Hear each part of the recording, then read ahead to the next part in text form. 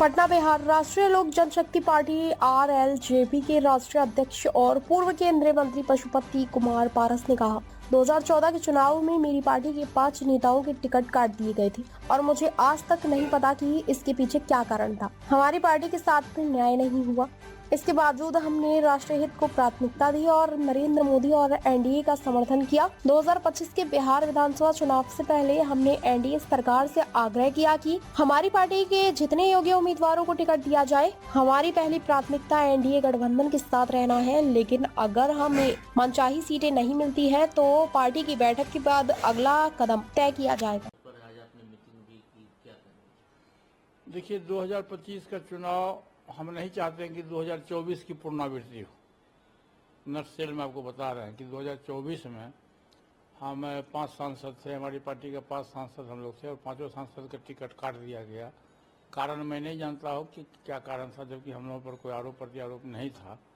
और जो बिहार से रिपोर्ट मंगाया गया, कुछ स्वार्थी तत्व गलत रिपोर्ट यहाँ से भिजवा दिया पैसा वैसा खर्च करके, और हम लोग की पार्टी के साथ में न्याय नहीं हुआ। जो हमारी पार्टी दलित की पार्टी है, इस कहने में हमको कोई हर्ज नहीं है, आपत्ति नहीं है कि हमारी पार्टी दलित की पार्टी है। 3 हम लोग दलित के सांसद थे, फिर भी हमारी पार्टी के साथ न्याय नहीं हुआ। लेकिन राष्ट्र हित में, देश हित में हम लोगों ने नेशनल एग्जीक्यूटिव की बैठक बुलाई है। उसमें ये तय हुआ, सब समिति से हम लोगों ने तय कराया कि व्यक्तिगत हित और पार्टी के हित को माइनस करो और राष्ट्र हित और देश के हित की बात करो। अभी नरेंद्र मोदी जी देश के सर्वमान्य नेता हैं, विश्व स्तर के सर्वमान्य नेता हैं। तो देश की पुकार है कि तीसरी बार भी एनडीए नरेंद्र मोदी जी के नेतृत्व में सरकार बने। इसलिए व्यक्तिगत हित को हम लोगों ने माइनस किया और माइनस करके हम लोग एनडीए गठबंधन को साथ लिए।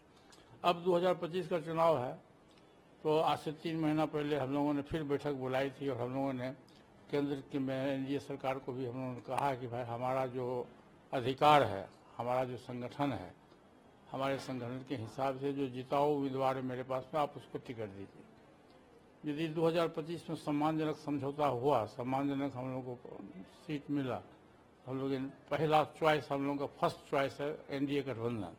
क्योंकि हम लोग आज भी नरेंद्र मोदी जी को नेता मानते हैं, देश के हित के लिए विश्व स्तर के सबसे बड़े नेता हैं। तो हम लोग का प्रयास ये रहेगा कि एनडीए गठबंधन के तहत हम लोग हैं और हम लोग एनडीए गठबंधन के तहत रहें। यदि कोई विशेष परिस्थिति होगी तब हम लोग पूरे देश के जो हमारा पार्टी का संगठन है, हम वर्कर्स को बुलाएंगे। वर्कर्स को बुलाने के बाद जो वर्कर्स की राय होगी उस पर हम लोग फैसला लेंगे। क्या 243 सीट पर लड़ सकते हैं बिहार में? अरे यदि आप हमको सीट नहीं दीजिएगा, सीट नहीं मिलेगा तो परिस्थिति देखा जाएगा।